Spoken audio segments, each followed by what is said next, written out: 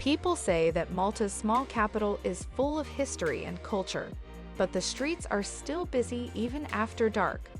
The people who live there know how to enjoy good food and drinks, whether they are eating at a fancy restaurant on the water or going from bar to bar along Straight Street. Still, its golden-colored buildings, sweeping views of the harbor, Upper Baraka Gardens, Grand Master's Palace, and the sweet smell of the ocean make it a very relaxing place to visit. Watch the video till the end to know about the top 10 things to do in Valletta.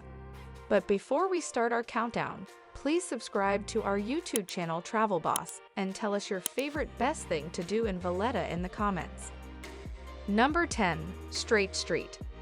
After dark, Straight Street is probably the most entertaining and lively part of Valletta. It was once called the Gut because it was the red light district for soldiers and sailors who came to Malta in the 20th century. It runs parallel to Republic Street in the city center.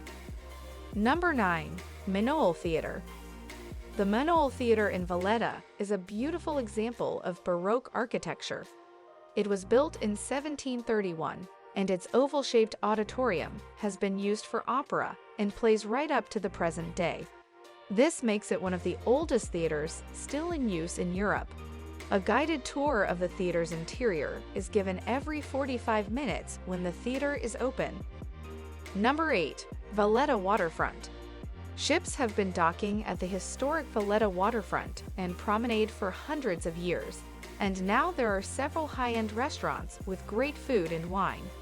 The dock is still used by cruise ships and ferries, as it is the main way for people who come to the island by boat to get into the city.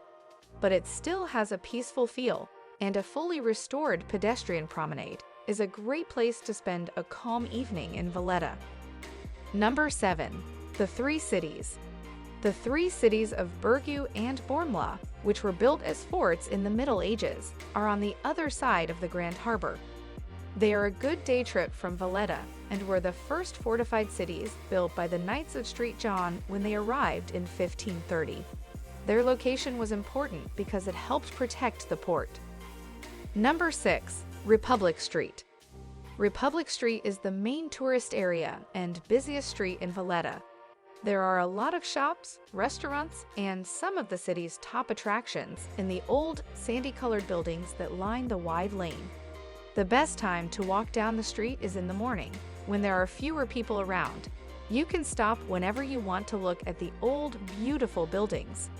Republic Street is lined with museums, churches, and old palaces that are some of the city's best sights.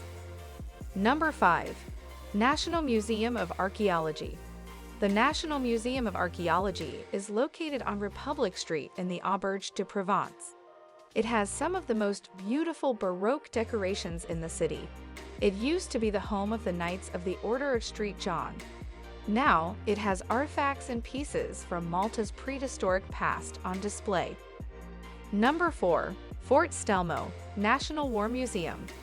Fort Street Elmo is a large building on the peninsula's coast. This impressive fortress was built in 1552, and it helped a lot during the Great Siege of 1565 to keep the Ottomans away.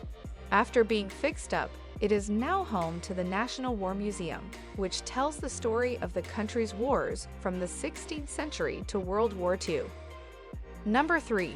Upper Baraka Gardens. The Upper Baraka Gardens are one of the best places to look out over the island, with a view of the harbor and the three cities that can't be beat. The gardens were built as early as the 1600s, but the public didn't get to see them until 1824. Close to the Malta Stock Exchange is where the main gate is. Try to visit around noon, when the saluting battery just below the main terrace fires a cannon. The best place to see this old ceremony that was just brought back to life is in the gardens. Number 2. Johns Co-Cathedral. The street Johns Co-Cathedral was finished in 1577, and the patron saint of the Order of St. John is honored by it. To avoid the crowds in the afternoon, it's best to go early in the day. The church is one of the most beautiful examples of Baroque architecture in all of Europe. Even though the outside isn't very impressive, The luxurious and intricately decorated inside is what makes it stand out. Number 1. Grand Master's Palace. One of the most popular places to see in Valletta is the Grand Master's Palace. It was one of the first buildings to be built in the Old City. It was finished in 1571. As you walk through the halls, you can see how the island has changed over the past 400 years. The inside is much more beautiful than the simple outside.